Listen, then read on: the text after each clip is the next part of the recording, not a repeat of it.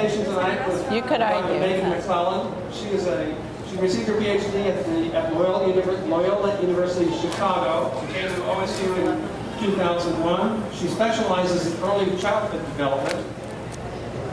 And she is now the director of the Early Childhood Research Core at the Hallie E. Center for Healthy Children and Families at OSU. She focuses on social and cognitive development in young children and pathways to school readiness. So please give a warm welcome to Megan McClelland.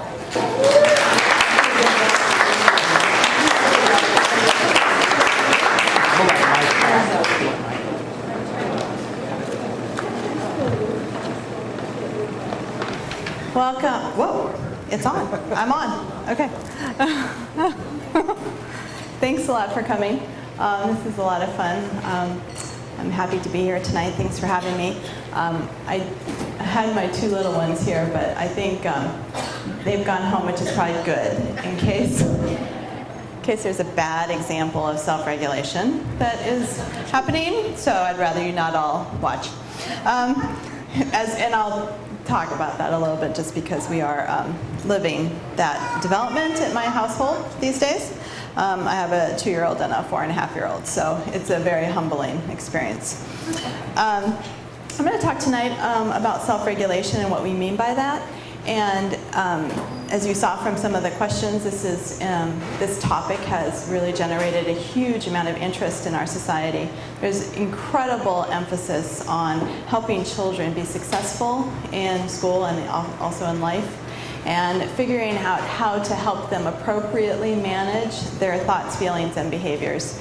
I think this is a critical time because what we're seeing is you have a downward focus and pushing down of academic emphasis and standards in classrooms at the same time that you have an increasing number of kids who are really experiencing difficulty as they make this transition.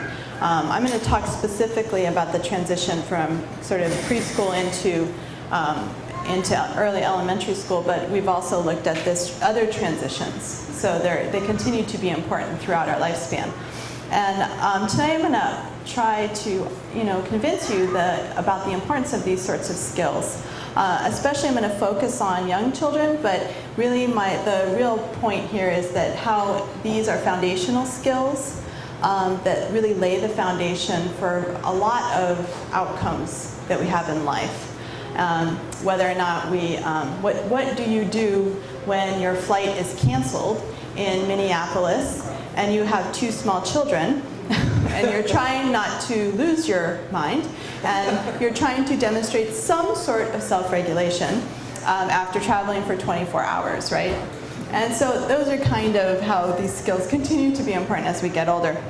I'm going to focus a little bit on entry into kindergarten because there was a study that came out really demonstrating that there are increasing numbers of kids that are having difficulty with these skills. There was a study that came out a number of years ago showing that there were more kids expelled from preschool than were expelled between kindergarten and 12th grade, which was pretty stunning.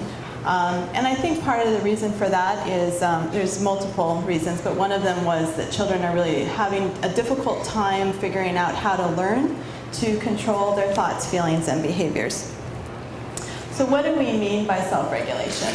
I'm going to talk tonight very specifically about the conscious control of thoughts, feelings, and behaviors. These tap certain executive function processes, especially that are housed mostly in the prefrontal cortex of your brain, but also are in other parts of your brain. And they really focus on attention or cognitive flexibility. Can we switch our attention when needed?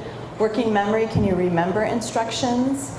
And inhibitory control, can you demonstrate self-control when you need to? There's a lot of focus on these skills, and conceptually, and sorry, I can see people around the post there, but people talk about these skills in terms of self-regulation, or they also focus on things called executive function. So I'm going to be using both, but often there's a debate in the field, but for our purposes here tonight, I'm going to be talking about how executive function processes are then manifested, how we integrate these cognitive processes into behavior, overt behavior that we see in kids, how that's manifested in children's behavior. So I want to show you a little classic test. How many of you have heard of the marshmallow task?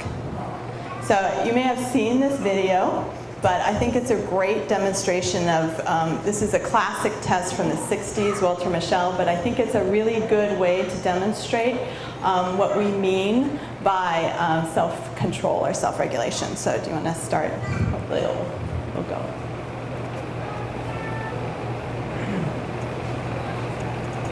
I don't think it's going. Is that my child? Play. It was working. Maybe not? There we go. There we go. Yeah. How long can you wait?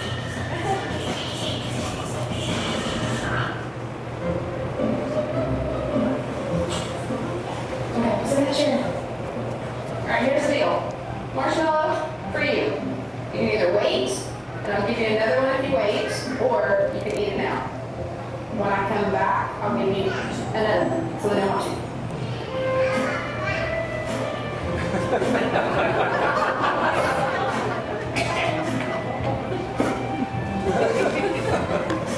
I'm gonna go do something, and I'll come back.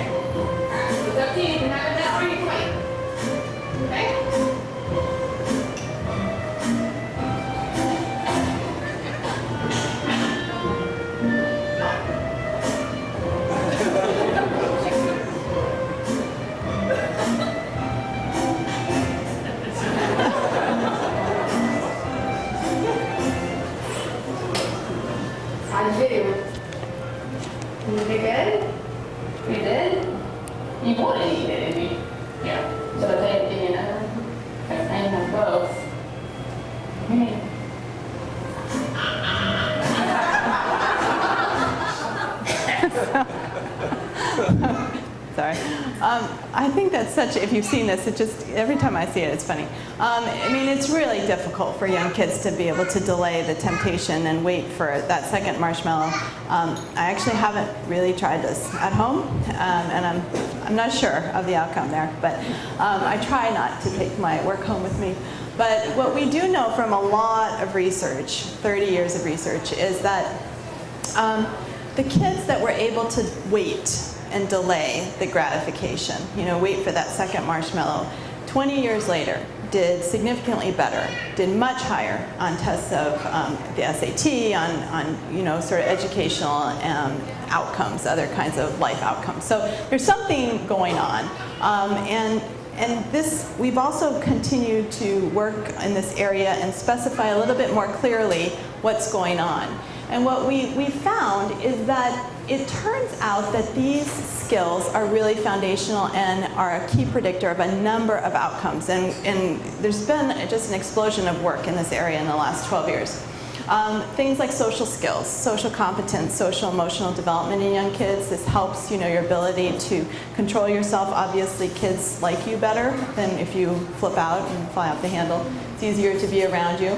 Obesity. Turns out that self-regulation makes sense, doesn't it? And willpower helps you inhibit the desire to eat.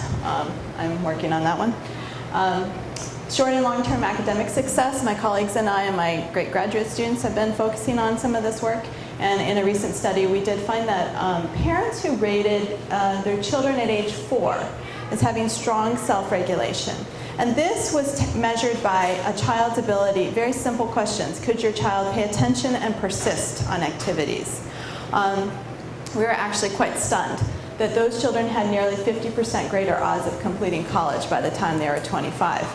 And this is when we statistically controlled, and we included in our models, things like their reading and math skills at ages 7 and 21. And to our surprise, what we thought would happen was that their ability to pay attention and persist when they were 4 would lead them to have better reading and math skills at ages 7 and 21, which did happen.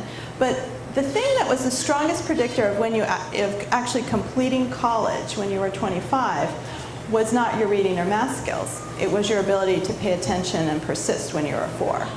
So that was surprising to us, especially because I typically am a little bit more wary of parent reports, and I can say that as a parent because I think we're not the most unbiased people in the world. Of course, I have the most perfect children. What can I say?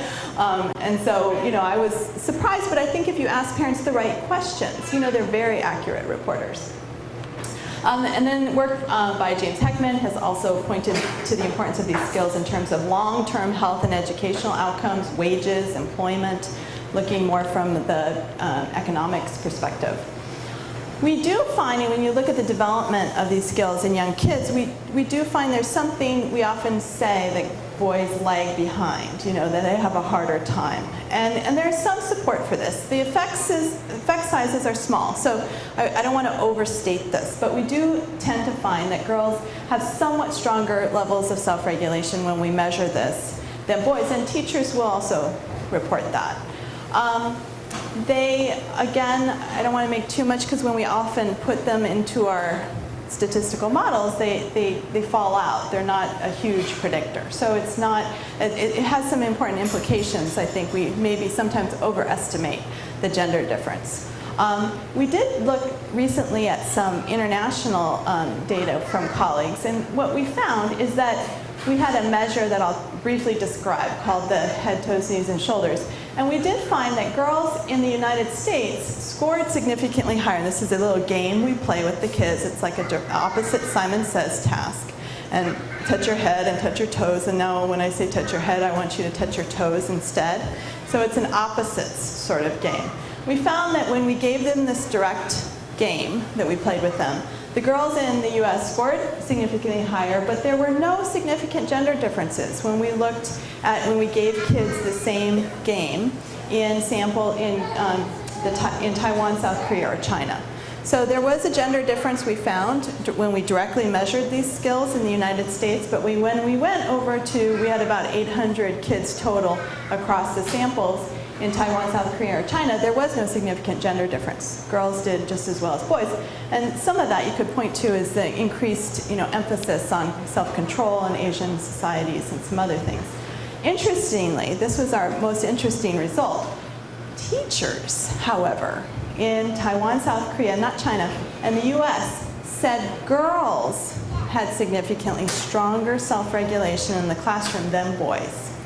So even though in Taiwan and South Korea, those kids there were no significant gender differences on our direct assessment, teachers said that the same kids, that the girls did a little bit better in the classroom, which is could reflect some cultural differences. It could reflect, expectations we have for behavior in girls and boys.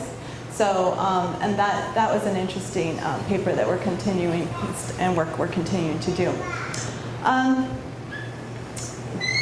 I also wanted to maybe just show you a quick video because there's an important way that we think about how these skills develop. And I like it kind of gets back to some of the things I've talked about already, but it uses a really nice metaphor of how if we had to watch kids, what does it look like for them to have self-regulation? Because it's easy to just talk about, but you really have to see what we're talking about in very little kids and how they pull it all together and how it develops.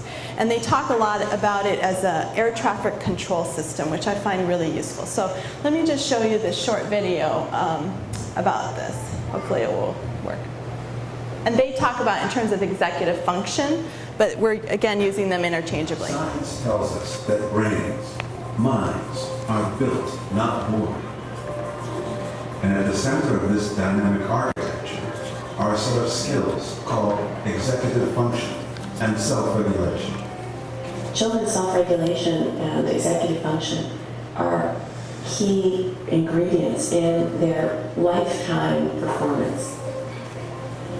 It's not just about learning language or learning numbers or learning colors. We have to be able to work effectively with others, with distractions, with multiple demands. These actually are skills that contribute to the productivity of the American workforce. What should we do next? Educators, I think, are looking for just this sort of thing. When we describe what we mean by executive function, they say, yes, that's it. That's exactly, the problem. These kids, they can tell me these rules, but they can't actually use them.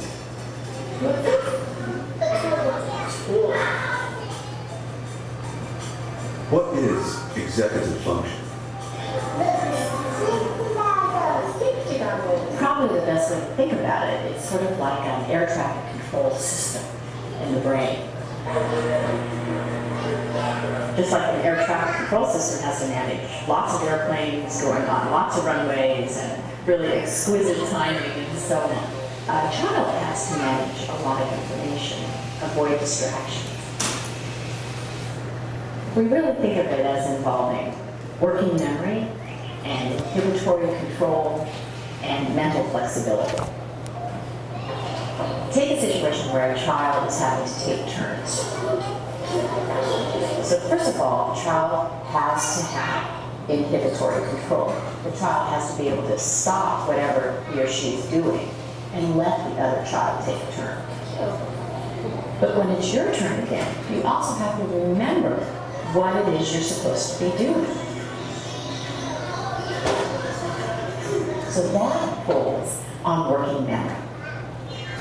If the children who are taking the turns after you do something unpredictable, you have to be able to adjust what you're going to do next. And that requires mental flexibility.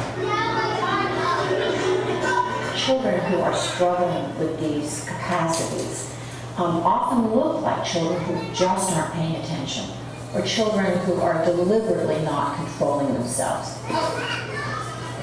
If you don't have self-regulation, you act out and the teacher puts you in timeouts, and then you miss part of the learning that's going on, and then you are more upset because you're behind, and so you act out, and so you get this downward spiral. How does executive function develop? And what's for? In little children, and even in the infant and toddler years, you begin to see the roots of executive functional skills. What's going on in our brains is unbelievably intricate and complicated. The prefrontal cortex, or the front third of the brain, is important for executive function. But it's more than just prefrontal cortex. This region doesn't act alone. It's involved in controlling your behavior through its interactions with all other parts of the brain. The brain goes from a situation where you've got nearest neurons communicating very strongly with each other and ignoring the rest of the brain, to these widespread networks that are connecting these different areas. Executive function changes over the life course. It improves radically over the first few years. It continues to improve throughout adolescence.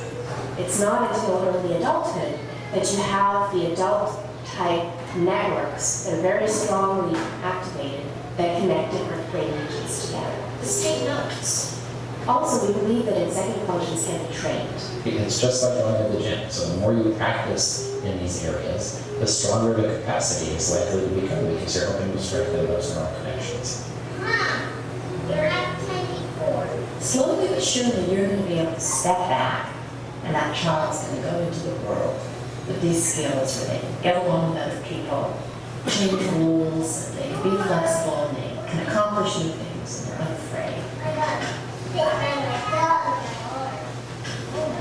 If we don't learn these skills during the childhood and adolescent years when they're coming online, we are really ill-equipped as an adult to hold a job, to maintain a marriage, to raise children, to get along with each other, to basically be part of a civil society.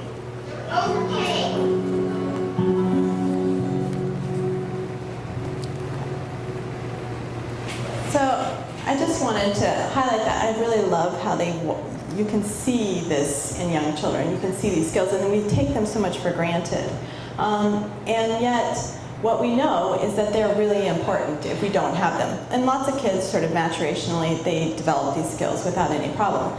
But what we are finding is that there's increasing evidence that young children who grow up in the context of risk, so they have parents that have difficulty holding a job, or they lose their job, and they are growing up in chronic poverty. They're facing multiple risk factors, chronic maternal depressive symptoms, and those sorts of things, that those children really struggle with these skills. We're now documenting this across the board, which is very distressing and disturbing to us, because we know that those kids are also more likely to enter school behind. And so if we can't help these children be ready to enter a formal academic environment, and they're really struggling, they're not having these skills modeled appropriately or scaffolded by their parents, then it's very difficult for them to catch up. And we found that in one study that entering kindergarten skills, that teachers rating children on these sorts of skills predicted, where those kids were in 6th grade on reading and math. We control for things like IQ. We control for ethnicity and parents' education level and those sorts of things. And so these skills seem to be really important, and what we know is we're really concerned by kids that are experiencing cumulative risk factors. In one study I'll just quickly point to, we looked at a national data set of about 1,300 children that were followed from birth to about age 15. It's called the NICHD Study of Early Child Care and Youth Development. And a graduate student, former student, McClelland, headed this up for her master's thesis. And what we found is that chronic risk, so this was risk between birth and 54 months. These were children who were growing up in environments that were experiencing chronic poverty, chronic maternal depressive symptoms, low parents' education level, minority status. Those children did significantly worse at the end of 1st grade on reading, math, and vocabulary skills, but it really went through their parent and teacher reported self-regulation in kindergarten and preschool. And so, for one example, the relations between having a mom who was chronically depressed was related basically to those kids really struggled with academic achievement at the end of 1st grade, but it wasn't direct, it really went through their ability to control their thoughts, feelings, and behaviors when they were in preschool and kindergarten. So we're really worried about this, because we're worried about kids that disengage quite early on in their academic careers, because they enter school having a lot more difficulty controlling their behavior. Kids find them more challenging. Teachers find them very challenging. And as a result, they don't like school. School is not fun for them, and they quickly disengage from school at the end of kindergarten sometimes. These are children that are already getting suspended from school when they're in kindergarten. So obviously we're worried about this, but what we are also finding is that self-regulation is a buffer. It's a very important protective or compensatory factor for children experiencing risk. And so in the study that I just talked about with this national data set of 1,300 kids and families, what we found was that even when we looked at children that were all experiencing the same level or amount of risk factors, so we looked at kids that all had sort of an equal number of risk factors, we found that the children that had higher self-regulation did better. It really served as a buffer for them. They were able to do significantly better in reading, math, and vocabulary than children with the same amount of risk, but were really struggling with these skills. And what we were able to show was actually quite powerful, that children with strong self-regulation in preschool and kindergarten scored nearly 15 points higher on a math assessment at the end of first grade, 11 points higher on an early reading test, and almost 7 points higher on vocabulary. So this tells us there's a lot we can do that self-regulation is a great place to maybe intervene with, and that's where a lot of the work in this area has moved. So we also know and you saw this in the video, that there's a critical or sensitive window of opportunity in the preschool years and the early childhood years to help develop these skills. Many kids do just fine, but we know that these are very malleable, teachable skills. And for the kids that we're concerned about, there's been a lot of new work coming out. It's a very hot area right now. Figuring out how we can help promote these skills, practice these skills. These are what we call the how you learn skills, not what you learn skills. So when people talk about how important reading is and math is, if you don't have the ability to sit still and listen and follow directions and wait your turn, it's very difficult to learn to read.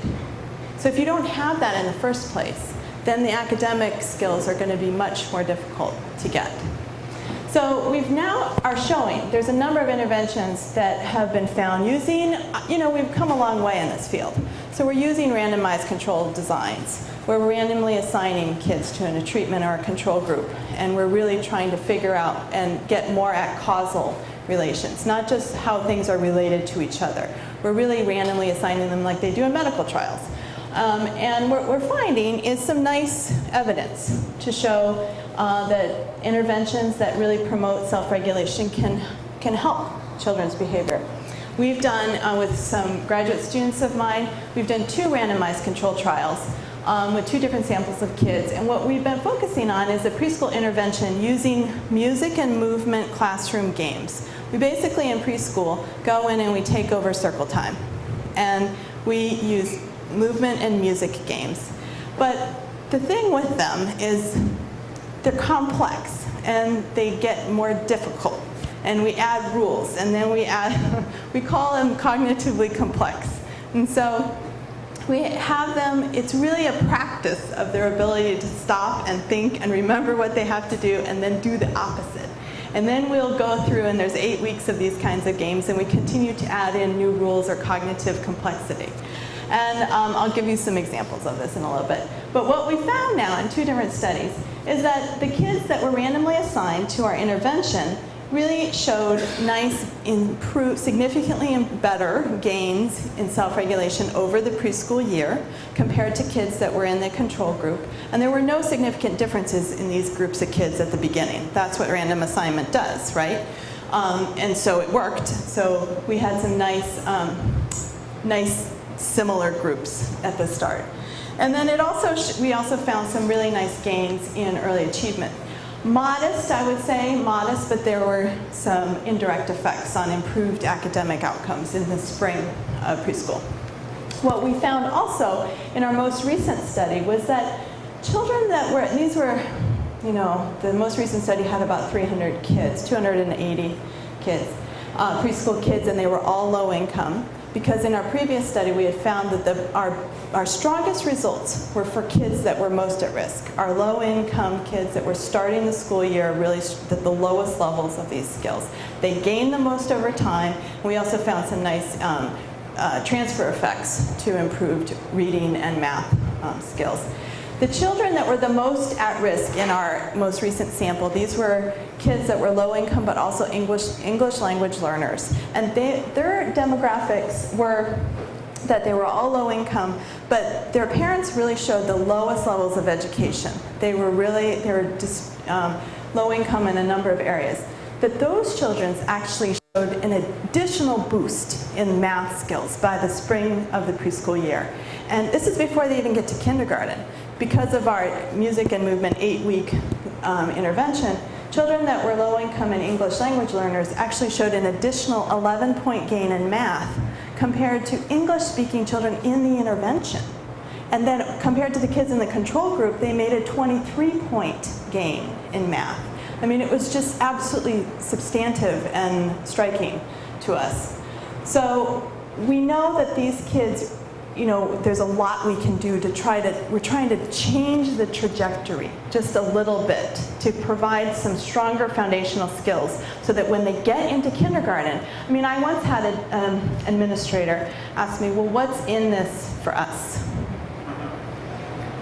I said, okay, well, your teachers are finding those children easier to deal with in the classroom, because they've made significant improvements in their ability to control their behavior. Those children are also coming in with an 11-point gain, or in some cases a 23-point gain in early math skills, compared to where they would have been had they not been in this intervention. So I would think if you're a kindergarten teacher or you're interested in kids, helping kids be ready for kindergarten, this would be information that you would be interested in, because it has huge ramifications for helping change that trajectory just enough to help kids sort of get a little bit more prepared for kindergarten. So the activities that we do basically are basic, and the bottom line is they help children stop, think, and then do something, okay? They're specifically focused, or very targeted, on exercising and practicing, like Phil Fisher said, who's a colleague of mine, going to the gym and exercising that part of your prefrontal cortex. Your ability to pay attention, follow directions, remember instructions, and demonstrate self-control. Things like red light, purple light is one example I'll quickly tell you about. Red light, purple light is like red light, green light. So this is big movements, red, stop, green, go. We change the rules, so we do that, stop, start kind of game. But then we make, like red light is go and green is stop, and then some people say, well, that's sort of dangerous, you shouldn't do that. And so then we say, okay, how about purple is red and yellow is purple is stop and yellow is go. And so we change the rules as we go, and then we add in shapes. And so you continue to change, add in a new rule and change. Freeze game is, lots of people know this, it's dancing fast to fast music and slow, or dance when the music comes on and stop when the music stops. And then when you dance fast to fast music and slow to slow music, and then you switch it. You say, okay, now, it's very funny if you try it out at home with your kids. It works, except that my son wanted to do his own rules. He wanted me to tell me what the rules were. I said, okay, we'll try it. But so you dance fast to slow music and slow to fast. So you continue to sort of change the rules. And it really helps sort of exercise these aspects. There's a curriculum called Tools of the Mind, and they have something called buddy reading, which is you have an ear when it's your turn to listen, and you're reading a book with a partner, and you have to actually take turns, and somebody gets the ear, and when it's their turn, you get the ear. You have to stop and you have to listen, and that can be really challenging when you're 4. It can be challenging now. Then aspects of sociodramatic play are fantastic for cognitive development and the development of these skills too, because you have to negotiate, you have to take turns, you have to play with others.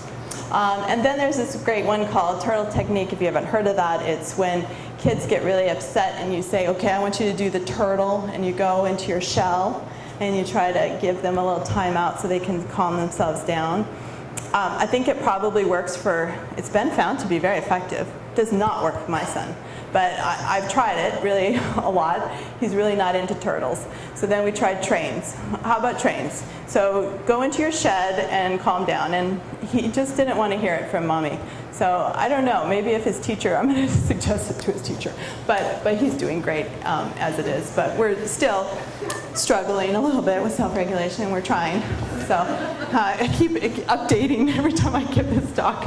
We're making strides, we're making strides. We're not quite there yet. He's 4.5. But we wouldn't expect, also, that's a great example, is we wouldn't expect a 4-year-old to just be able to sit still for long periods of time. I mean, that would not be appropriate, and that's in no way what I'm trying to suggest. What I am trying to suggest is that by the time children enter kindergarten, which has become increasingly focused and academic, they need to have some sort of skills that help them sort of prepare them for this sort of setting. So when they need to draw on these skills, they can. That's really what it's about. Aspects of parenting, there's now some really nice research that's talked about, some of this we know already. but something called autonomy support. So this is a great one. If you're a parent, practice this one. When you need to try to allow your child to solve problems on their own. It's quite difficult, actually. But backing off and letting them, you know, even when you're in a hurry, it's really hard sometimes, but so encouraging problem solving and independence, even as young as 2, you know, not, of course, obviously within reason, but, you know, sort of trying to back off and not jump in to rescue and do it for them. Challenging. We know a lot of research has already found that warmth and sensitivity with appropriate limits turns out to be a really effective way to parent kids, and those kids tend to have stronger levels of self-regulation. Aspects of the learning environment turn out to be really key. Things like how, obviously, you know, the stimulating materials you have in the home, your ability to read to yourself, obviously your ability, but your frequency of reading to yourself and to your child. Limiting TV and screen time, I could do a whole nother talk on that, which I'll not. And I'm modifying my stance a little bit. I'm working with Sesame Street a little bit, and I do think in the right context it can be helpful. And then engaging in learning activities that promote self-regulation, blocks, trains. It turns out, I mean, I was just watching this, great for visual spatial skills. I mean, fantastic. And blocks and puzzles. Oh man, great way to encourage attention and persistence, especially when you're doing something that children are interested in. It's a great way to get them hooked into something. It's easy in our family. We just have to do something remotely related to trains. It's very straightforward. Trains, it's like a broken record. Trains, lots more trains. So what can we do in terms of parents, schools, different aspects of our community? This is a no-brainer, but I find it difficult often, communicating. Parents and teachers and schools aren't always, it's very difficult to all connect. And I often see preschool teachers, there's a big divide between preschool and kindergarten. And teachers across the hall, one's a kindergarten teacher and one's a preschool teacher or a Head Start teacher, and they don't often talk. And that has always been puzzling to me. I think that we're making a lot of progress in that area, but continuing these sorts of conversations seems really important. This, I think, is starting to happen, but there's a huge divide between what the research is showing and what's actually going on in the real world. And I think part of that is researchers' fault. Researchers who are not adequately or effectively translating the work that they're doing into real-world practical implications. So taking the components that we're still trying to figure out, so it's not like we know all the answers, components of these successful interventions and figuring out how to roll them out, scale them up. There's some really good work going on in this area. So incorporating research into programs, helping just increasing the understanding of what's normal in young kids. As a parent, you think there's something wrong with your child, and sometimes it's that my child isn't listening because he's 4 and he has a really hard time switching from one thing to the next, and it's part of a cognitive limitation, which I keep telling myself, right? As he's not listening and not listening and not listening. Sometimes he's really not listening. And sometimes he's really immersed in what he's doing, and it's hard to get him to switch. But I'm trying to remind myself. Including activities parents can do. We've spent a lot of work on this too, to promote self-regulation. So now we know that these skills are important, so then what? What can parents do? I gave you a few suggestions. I can talk about more. What we know in conclusion is that it turns out that from about 12, at least more, 30 years, but a lot of research now showing that self-regulation is an important predictor of healthy development. We also know that this could be an important protective factor, so that we want to maybe focus on these skills. That this may be what we call a mechanism variable. It's a key thing to focus on because it's so foundational for young kids. Can really help them as they sort of start their development and be successful. We do have some evidence that interventions are working. They're showing short-term effects. We need more strongly designed, randomized controlled trials that are looking long-term. at whether or not these effects persist. I mean, it's really, we're getting there, but we need more evidence. And the effects are going to fade. You have to continue to practice these skills. Integrating research from interventions into these kinds of programs, I think, is critical. But evaluating, this is my researcher hat, we need really careful evaluations of these programs. And then, improving the communication and links between families, schools, and community organizations. I'm seeing some of this. I'm giving a lot of talks around the state. I'm involved in the kindergarten entry assessments that the state of Oregon is doing. And they're using a measure that we've recommended that taps children's self-regulation in the classroom and social competence. And every entering kindergartner starting now this fall is being assessed on a few domains of development, and one of them is self-regulation, social competence, early reading, and early math. And as I give talks around the state on some of this work, I'm giving talks to school districts, and I'm also where there's early childhood providers as well as elementary school teachers and superintendents. And I'm just seeing a lot of interest on both sides for what needs to happen to help promote these skills. So it gives me a lot of faith, and I'm feeling a lot better about our ability to bridge the early childhood years into sort of communicating with elementary schools and school districts for obviously the goal of promoting young children's self-regulation and school success. And that's all for me. Thank you very much.